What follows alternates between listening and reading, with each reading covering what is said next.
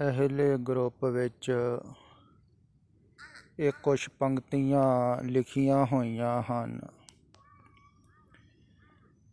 जिस दर पे जाके आपको शांति मिले, बिना कहे आपके प्रश्नों के उत्तर मिल जाएं, आपकी आँखों से अश्रुधारा निकले, मन खुश हो जाए, पवित्रता आए, वो ही गुरु का द्वार है। इस सज्जन ने अपना नाम भी लिखिया है, नरेंद्र साहनी शायद।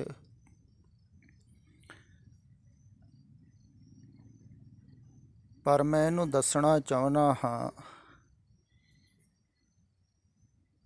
भी यह जो लिखिया है ना, ये ठीक नहीं है। जिस दर पे जाके आपको शांति मिले, बिना कहे आपके प्रश्नों के उत्तर मिल जाएं। गुरु प्रश्नां दे उत्तर नहीं दिंदा है, वो प्रश्न करता नूं मिटाउंदा है। ख्याल विच रखो, गुरु कोई कथावाचक प्रचारक नहीं है, कोई टीचर नहीं है।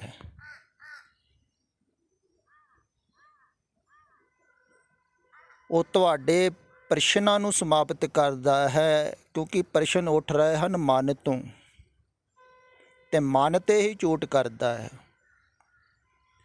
जिथों उठ रहे हैं।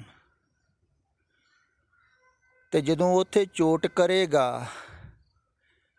ते तुहानूं उत्थे शांति थोड़ी मिलेगी। तुसीं कहा है मन खुश हो जाए, जड़ी जगह ते गुरु कोल खुश थोड़ी होवेगा मन तुहाडा। हाँ, शुद्ध धारा नेत्रा तो नीर ते निकल सकता है जो चोट लगेगी, वो चोट भी सीधी मारदा है टका के।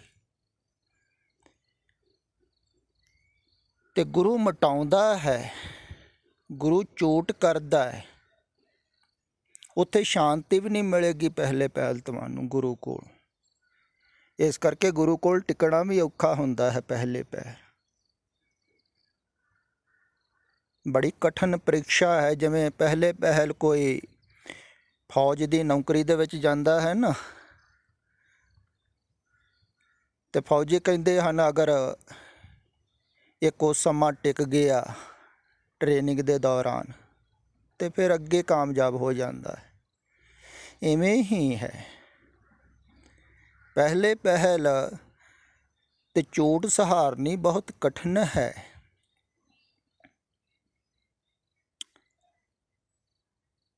तो प्रश्नां दे उत्तर नहीं दिंदा है, वो प्रश्नकर्ता नूं समाप्त करता है, ते समाप्त करन वास्ते वो चोट करता है, शब्दां दे बाण छड्डदा है। जिवें कबीर जी ने कहा है ना, सतगुर सुर में बाह्या बाण जो एक, लागत ही पोएं गिर परिया, पर आप करेजे शेख। कि नानी आदमी तड़पदा है जो चोट लगदी, क्योंकि गुरु घड़दा है जिवें मूर्तिकार मूर्ति नूं घड़दा है। मूर्ति प्रसन्न थोड़ी हुंदी होवेगी, खुश थोड़ी हुंदी। चोट करदा है मूर्तिकार, घड़दा है। इवें ही गुरु घड़दा है, चोट करदा है, ਉਹਦੇ ਕੋਲ ਤੁਸੀਂ खुश थोड़ी होवोगे।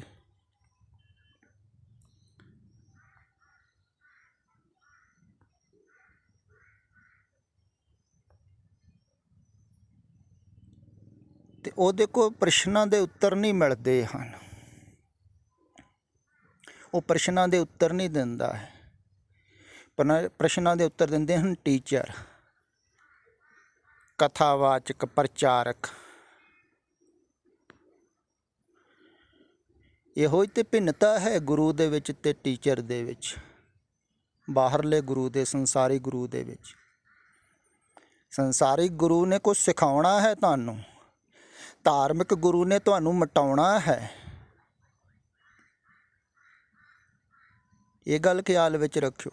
ਤੁਸੀਂ ਸਿੱਖੇ ਬਹੁਤ ਹੋ, ਤੁਹਾਡੀ ਸਿਖਾਵਨ ਨੂੰ ਮਿਟਾਉਣਾ ਹੈ, ਤੁਹਾਨੂੰ ਮਿਟਾਉਣਾ ਹੈ, ਅਤੇ ਉੱਤਰ ਥੋੜ੍ਹੀ ਦੇਣੇ ਹੈ ਉੱਥੇ।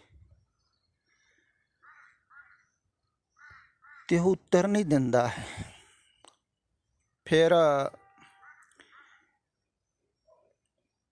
ਜਿਹੜਾ ਆ ਥੱਲੇ ਇੱਕ ਲਿੰਕ ਵੀ ਪਾਇਆ ਹੋਇਆ ਹੈ, ਸ਼ਾਇਦ ਇਸੇ ਸੱਜਣ ਨੇ ਹੀ।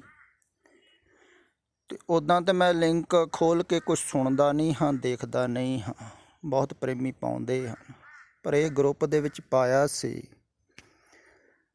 ਅਤੇ ਕੁਦਰਤੀ ਮੈਂ ਖੋਲ੍ਹਿਆ, ਅਤੇ ਇਹਦੇ ਵਿੱਚ ਇੱਕ ਪ੍ਰਚਾਰਕ ਕਹਿ ਰਿਹਾ ਸੀ ਵੀ ਆਤਮਾ ਚੇਤਨਾ ਸੁੱਤੀ ਹੋਈ ਹੈ ਅਤੇ ਚੇਤਨਾ ਨੂੰ ਜਗਾਉਣਾ ਹੈ ਅਤੇ ਬੁੱਧੀ ਨੂੰ ਨਿਰਮਲ ਕਰਨਾ। ਸ਼ਾਇਦ ਇਹ ਸੱਜਣ ਇਹਨਾਂ ਦੇ ਦਰ 'ਤੇ ਹੀ ਜਾਂਦੇ ਹੋਣਗੇ,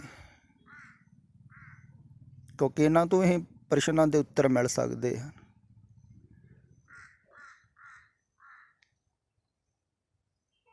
ਤੇ ਕਹਿ ਰਹੇ ਹਨ ਚੇਤਨਾ ਸੁੱਤੀ ਹੋਈ ਹੈ। ਚੇਤਨਾ ਥੋੜ੍ਹੀ ਸੁੱਤੀ ਹੋਈ ਹੈ, ਚੇਤਨਾ ਪ੍ਰਤੀ ਤੁਸੀਂ ਸੁੱਤੇ ਹੋਏ ਹੋ, ਸੰਸਾਰ ਪ੍ਰਤੀ ਤੁਸੀਂ ਜਾਗਦੇ ਹੋ। ਚੇਤਨਾ ਤਾਂ ਸਦਾ ਹੀ ਜਾਗਦੀ ਰਹਿੰਦੀ, ਚੇਤਨਾ ਥੋੜ੍ਹੀ ਸੌਂਦੀ। ਚੇਤਨਾ ਕਹਿ ਦਿਓ, ਆਤਮਾ ਕਹਿ ਲਓ, ਪਰਮਾਤਮਾ ਕਹਿ ਲਓ, ਉਹ ਤਾਂ ਤੁਸੀਂ ਜਦੋਂ ਸੌਂ ਜਾਂਦੇ ਹੋ ਰਾਤ ਨੂੰ ਤਾਂ ਵੀ ਚੇਤਨਾ ਨਹੀਂ ਸੌਂਦੀ।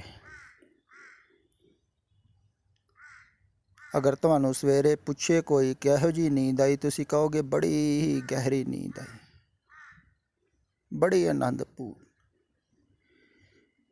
ਬੜੀ ਵਧੀਆ ਨੀਂਦ ਆਈ। ਉਹ ਕਿਹਨੂੰ ਪਤਾ ਲੱਗਾ? ਉਹ ਜਿਹੜੀ ਪਿੱਛੇ ਜਾਗ ਰਹੇ ਸੀ।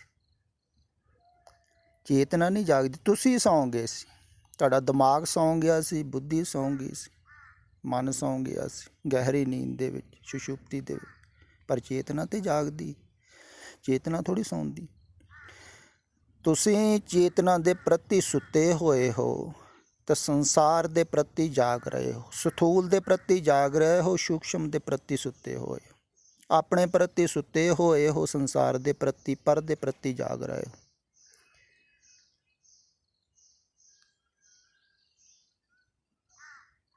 ਅਤੇ ਸੰਸਾਰ ਦੇ ਪ੍ਰਤੀ ਜਾਗ ਰਹੇ ਹੋ, ਤੁਸੀਂ ਵਿਚਾਰਾਂ ਦੇ ਪ੍ਰਤੀ ਜਾਗ ਰਹੇ ਹੋ,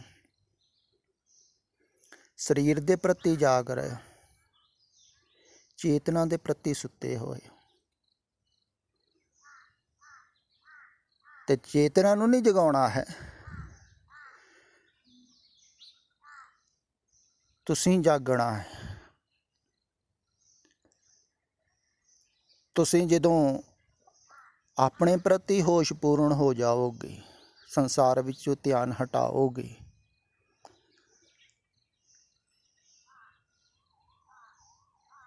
ਫਿਰ ਤੁਸੀਂ ਆਪਣੇ ਪ੍ਰਤੀ ਜਾਗੋਗੇ। ਤੁਸੀਂ ਆਪਣੇ ਪ੍ਰਤੀ ਹੋਸ਼ ਪੂਰਨ ਨਹੀਂ ਹੋ, ਸੁਚੇਤ ਨਹੀਂ ਹੋ। ਇਸੇ ਕਰਕੇ ਤਾਂ ਕਹਿੰਦੇ ਪ੍ਰਮਾਤਮਾ ਦਾ ਚਿੰਤਨ ਕਰੋ, ਸਿਮਰਨ ਕਰੋ, ਕਿਉਂਕਿ ਜਿਹਦਾ ਚਿੰਤਨ ਕਰਦੇ ਹੋ ਤੁਸੀਂ ਉਹਦੇ ਪ੍ਰਤੀ ਹੋਸ਼ ਪੂਰਨ ਹੁੰਦੇ ਹੋ, ਜਿਹਨੂੰ ਯਾਦ ਕਰਦੇ ਹੋ। ਸੰਸਾਰ ਨੂੰ ਯਾਦ ਕਰਦੇ ਹੋ, ਸੰਸਾਰ ਪ੍ਰਤੀ ਹੋ ਰਹੇ ਹੋ। ਜਿਹਦਾ ਚਿੰਤਨ ਕਰੋਗੇ ਉੱਧਰ ਨੂੰ ਜਾਗੋਗੇ ਨਾ। ਅਤੇ ਜਦੋਂ ਚੇਤਨਾ ਦੇ ਪ੍ਰਤੀ ਕੋਈ ਜਾਗ ਜਾਂਦਾ ਹੈ, ਉਦੋਂ ਵੈਸਾ ਹੀ ਹੋ ਜਾਂਦਾ ਹੈ ਜਿਵੇਂ ਰਾਤ ਦਾ ਸੁਪਨਾ ਟੁੱਟ ਜਾਵੇ ਅਤੇ ਆਦਮੀ ਦਿਨੇ ਜਾਗ ਜਾਂਦਾ ਹੈ। ਅਤੇ ਜਦੋਂ ਦਿਨੇ ਜਾਗਦਾ ਹੈ, ਸਵੇਰੇ ਨੀਂਦ ਖੁੱਲ੍ਹ ਗਈ ਅਤੇ ਜਾਗ ਗਿਆ, ਤਾਂ ਉਹਨੂੰ ਸਾਫ਼ ਸਾਫ਼ ਦਿਖਾਈ ਦਿੰਦਾ ਹੈ ਸਾਰਾ ਕੁਛ, ਚਾਰ ਚੁਫੇਰੇ। ਅਤੇ ਰਾਤ ਦਾ ਸੁਪਨਾ ਉਹਦਾ ਝੂਠਾ ਹੋ ਜਾਂਦਾ। ਉਹ ਕਹਿੰਦਾ ਲੈ ਸੁਪਨਾ ਹੀ ਦੇਖ ਰਹੇ ਸੀ, ਮੈਂ ਤਾਂ ਇੱਥੇ ਘਰੇ ਪਿਆ ਹੋਇਆ। ਹੋ ਸਕਦਾ ਰਾਤ ਦਾ ਸੁਪਨਾ ਭਿਖਾਰੀ ਦਾ ਦਿਖ ਰਿਹਾ ਹੋ, ਪਰ ਸਵੇਰੇ ਉੱਠ ਕੇ ਉਹਨੂੰ ਲੱਗਦਾ ਲੈ ਮੈਂ ਤਾਂ ਬਹੁਤ ਵਧੀਆ ਸੁੱਤਾ ਪਿਆ, ਪਰਿਵਾਰ ਹੈ, ਘਰ ਹੈ, ਜਾਇਦਾਦ ਹੈ। ਉਹਦੇ ਪ੍ਰਤੀ ਜਾਗ ਗਏ ਤੁਸੀਂ ਅਤੇ ਸੁਪਨਾ ਤੁਹਾਨੂੰ ਝੂਠਾ ਲੱਗਾ। ਇਵੇਂ ਹੀ ਜਦੋਂ ਬ੍ਰਹਮ ਜਾਗਰਣ ਹੁੰਦਾ ਹੈ ਨਾ, ਉਦੋਂ ਵੀ ਐਸਾ ਹੀ ਹੁੰਦਾ ਹੈ। ਉਦੋਂ ਸੰਸਾਰ ਵੀ ਇੱਕ ਸੁਪਨੇ ਦੀ ਮਾਤਰ ਲੱਗਦਾ ਹੈ।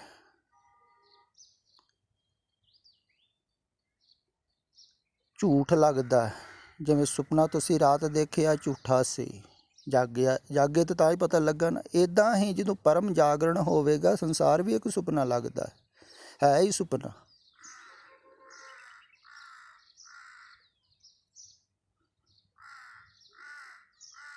ਤੋ ਪਰਮ ਜਾਗਰਣ ਜਿਹੜਾ ਹੈ ਨਾ ਉਹ ਚੇਤਨਾ ਪ੍ਰਤੀ ਹੁੰਦਾ ਹੈ।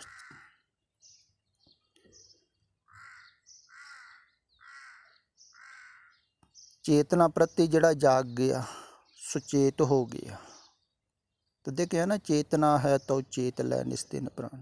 ਕਹਿੰਦੇ ਚੇਤਨਾ ਤੇ ਤੇਰੇ ਵਿੱਚ ਹੈਗੀ ਆ, ਸੁਚੇਤ ਤੇ ਤੂੰ ਹੈਗਾ, ਪਰ ਸੁਚੇਤ ਤੂੰ ਬਾਹਰ ਹੈ ਸੰਸਾਰ ਵੱਲ।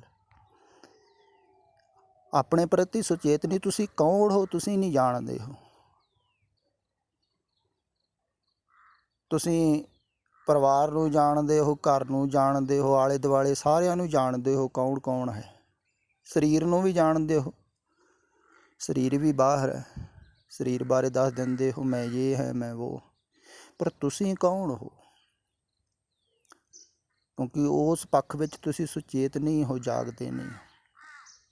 ਸਰੀਰ ਦੇ ਪ੍ਰਤੀ ਜਾਗਦੇ ਹੋ, ਸਰੀਰ ਬਾਰੇ ਦੱਸ ਦਿੰਦੇ। ਬੁੱਧੀ ਦੇ ਪ੍ਰਤੀ ਜਾਗਦੇ ਹੋ, ਬੁੱਧੀ ਬਾਰੇ ਦੱਸ ਦਿੰਦੇ। ਫਿਰ ਜਦੋਂ ਜਿਹੜਾ ਚੇਤਨਾ ਦੇ ਪ੍ਰਤੀ ਜਾਗ ਜਾਂਦਾ ਹੈ ਉਹਦੇ ਵਾਸਤੇ ਸਭ ਕੁਝ ਸੁਆਪਨ ਹੋ ਜਾਂਦਾ ਹੈ ਸੰਸਾਰ। ਇਸ ਕਰਕੇ ਚਿੰਤਾ ਨਹੀਂ ਰਹਿੰਦੀ। ਹੁਣ ਸੁਪਨ ਦੇ ਵਿੱਚ ਕੁਛ ਵੀ ਹੋਈ ਜਾਵੇ, ਜਿੱਤ ਜਾਵੇ, ਹਾਰ ਜਾਵੇ, ਲੁੱਟਿਆ ਜਾਵੇ, ਮਾਰਿਆ ਜਾਵੇ, ਚੰਗਾ ਹੋ ਜਾਵੇ, ਬੁਰਾ ਹੋ ਜਾਵੇ, ਅੱਛਾ ਹੋ ਜਾਵੇ, ਭਲਾ ਹੋ ਜਾਵੇ, ਜਦੋਂ ਜਾਗ ਜਾਂਦਾ ਹੈ ਆਦਮੀ ਸਭ ਕੁਝ ਮਿਟ ਜਾਂਦਾ ਹੈ ਨਾ। ਇਵੇਂ ਹੀ ਜਾਗੇ ਹੋਏ ਪੁਰਸ਼ ਵਾਸਤੇ ਸੰਸਾਰ ਹੈ, ਖੇਲ ਹੈ। ਤੇ ਜਦੋਂ ਉਹ ਜਾਗ ਜਾਂਦਾ ਹੈ ਉਦੋਂ ਬੁੱਧੀ ਹੁੰਦੀ ਨਹੀਂ ਹੈ। ਤੁਸੀਂ ਕਹਿੰਦੇ ਨਿਰਮਲ ਹੋ ਜਾਂਦੀ, ਨਹੀਂ।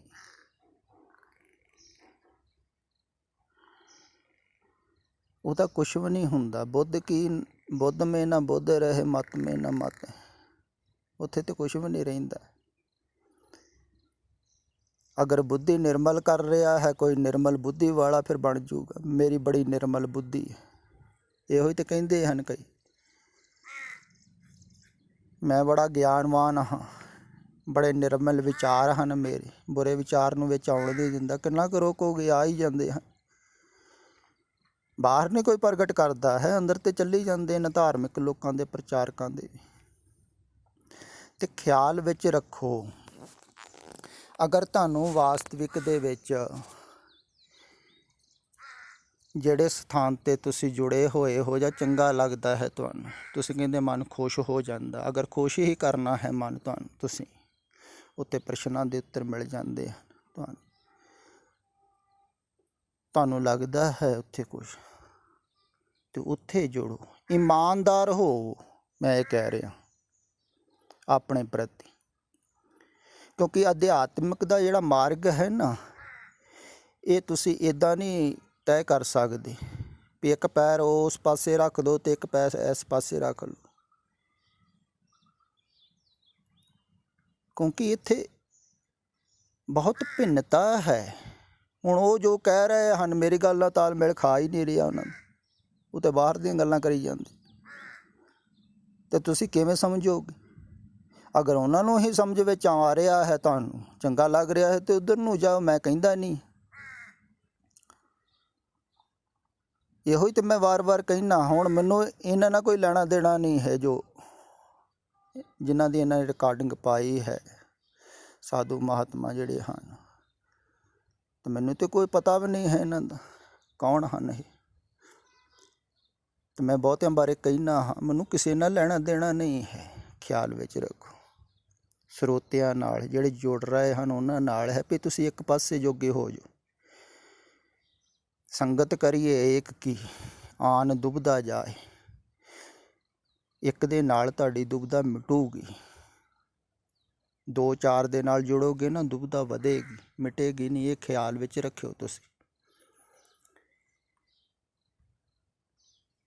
ਇਸੇ ਕਰਕੇ ਹੀ ਦੂਸਰਿਆਂ ਤੋਂ ਹਟਾਉਣਾ ਪੈਂਦਾ ਹੈ, ਅਤੇ ਹਰ ਇੱਕ ਨੇ ਹਟਾਇਆ। ਕ੍ਰਿਸ਼ਨ ਨੇ ਵੀ ਇਹੋ ਕਿਹਾ ਸੀ ਅਰਜਨ ਛੱਡ ਸਾਰਾ ਕੁਛ ਧਰਮ ਕਰਮ, ਆ ਮੇਰੀ ਸ਼ਰਨ ਆ, ਮਾਮਿਕ ਸ਼ਰਨ ਗਛ। ਕਹਿੰਦੇ ਮੇਰੀ ਸ਼ਰਨ, ਸਿੱਧਾ ਹੀ ਕੀ ਵੀ ਤੂੰ ਮੇਰੀ ਸੁਣ, ਹੋਰ ਵਿੱਚ ਨਾ ਲੈ ਕੇ ਆ ਤੂੰ ਕਿਸੇ, ਸਿੱਧੀ ਗੱਲ। ਭਾਵ ਕਿ ਤੁਹਾਡੇ ਦੁਬਿਧਾ ਮਿਟੇਗੀ, 2-4 ਨੂੰ ਸੁਣੋਗੇ ਦੁਬਿਧਾ ਵਧੇਗੀ। ਤੇ ਪਹਿਲਾਂ ਆਪਣੇ ਆਪ ਨੂੰ ਸਾਫ਼ ਕਰੋ, ਜਿੱਧਰ ਜੋੜਨਾ ਹੈ ਨਾ ਪੂਰੇ ਜੁੜੋਗੇ, ਕਿਉਂਕਿ ਅੰਤਰੀਵ ਗਹਿਰਾ ਜੋੜ ਹੋਵੇਗਾ ਨਾ ਇਹ ਅਧਿਆਤਮ ਦਾ, ਤਾਂ ਤੁਸੀਂ ਪਾ ਸਕਦੇ ਹੋ ਪ੍ਰੇਮ ਦੇ ਮਾਰਗ 'ਤੇ। ਖਿਆਲ ਵਿੱਚ ਰੱਖੋ, ਬਹੁਤ ਗਹਿਰਾ ਜੋੜ ਹੋਣਾ ਚਾਹੀਦਾ ਹੈ। ਦੇਖੋ ਤੁਸੀਂ ਇਹ ਖਿਆਲ ਕਰੋ ਵੀ ਸੰਸਾਰ ਦੇ ਵਿੱਚ ਤੁਹਾਨੂੰ ਅਗਰ ਤੁਹਾਡੇ ਮਨ ਦੇ ਉਲਟ ਕੋਈ ਗੱਲ ਕਹਿ ਦੇਵੇ, ਤੁਹਾਡੇ ਮਨ 'ਤੇ ਕੋਈ ਚੋਟ ਕਰੇ, ਤੁਹਾਡੇ 'ਤੇ ਕੋਈ ਚੋਟ ਕਰੇ, ਤੁਸੀਂ ਸਹਾਰਦੇ ਹੋ, ਤੁਸੀਂ ਨਾਤਾ ਹੀ ਤੋੜ ਦਿੰਦੇ ਹੋ। ਜਿੰਨਾ ਮਰਜ਼ੀ ਰਿਸ਼ਤੇਦਾਰ ਪੱਕਾ ਹੋਵੇ, ਤੁਸੀਂ ਤੋੜ ਦਿੰਦੇ ਹੋ ਨਾਤਾ। ਮੇਰੇ ਮਨ 'ਤੇ ਚੋਟ ਕੀਤੀ, ਮੇਰੇ ਧਰਮ 'ਤੇ ਚੋਟ ਕੀਤੀ, ਮੇਰੇ ਸਮਾਜ 'ਤੇ, ਮੇਰੇ ਘਰ 'ਤੇ ਚੋਟ ਕੀਤੀ, ਮੇਰੇ ਮਨ 'ਤੇ ਚੋਟ ਕੀਤੀ, ਤੋੜ ਦਿੰਦੇ ਹੋ ਨਾਤਾ। ਪਰ ਗੁਰੂ ਦਾ ਸੰਬੰਧ ਜਿਹੜਾ ਹੈ ਨਾ, ਇਸ ਤੋਂ ਵੀ ਗਹਿਰਾ ਹੋਣਾ ਚਾਹੀਦਾ ਹੈ, ਕਿਉਂਕਿ ਪਹਿਲਾਂ ਸੰਸਾਰ ਨਾਲ ਉਹ ਸੰਬੰਧ ਤੋੜਦਾ ਹੈ, ਫਿਰ ਤੁਹਾਡੇ ਆਪਣੇ ਨਾਲੋਂ ਵੀ ਸੰਬੰਧ ਤੋੜਨੇ ਹਨ ਉਹਨੇ। ਤੁਹਾਡਾ ਮਨ ਤੋੜਨਾ ਹੈ, ਤੁਹਾਨੂੰ ਮਿਟਾਉਣਾ ਹੈ। ਉੱਥੇ ਤਾਂ ਇਉਂ ਹੋਊਗਾ ਤੁਹਾਡੇ ਸਿੱਧੀ ਚੋਟ ਕੀਤੀ ਜਾਵੇ ਨਾ, ਸਿੱਧਾ ਹੀ ਤੀਰ ਮਾਰਿਆ ਜਾਵੇ, ਤੁਸੀਂ ਘਾਇਲ ਵੀ ਹੋ ਜਾਓ, ਡਿੱਗ ਵੀ ਪਵੋ, ਤਾਂ ਵੀ ਉੱਠ ਕੇ ਗੁਰੂ ਗੁਰੂ ਗੁਰ ਕਰ ਮਨ ਮੋਰ ਹੋਵੇ। ਧੰਨ ਭਾਗ ਹੈ। ਸ਼ੁਕਰਾਨਾ ਕਰੋ ਵੀ ਚੋਟ 'ਤੇ ਮਾਰੀ, ਤੁਸੀਂ ਕਮ ਸੇ ਕਮ ਯਾਦ 'ਤੇ ਕੀਤਾ, ਚੋਟ ਦੁਆਰਾ ਹੀ ਕੀਤਾ ਸੀ। ਅਤੇ ਇੱਥੇ ਬਹੁਤ ਗਹਿਰੇ ਸੰਬੰਧ ਹੋਣੇ ਚਾਹੀਦੇ ਅੰਤਰੀਵ ਅਧਿਆਤਮ ਦੇ, ਕਿਉਂਕਿ ਗਾਹਾਂ ਤੋਂ ਗਾਹਾਂ ਚੋਟ ਗਹਿਰੀ ਹੁੰਦੀ ਜਾਣੀ ਹੈ। ਖਿਆਲ ਵਿੱਚ ਰੱਖੋ। ਅਤੇ ਇੱਥੇ ਮੂਰਤੀ ਘੜ ਰਿਹਾ ਹੈ ਕੋਈ।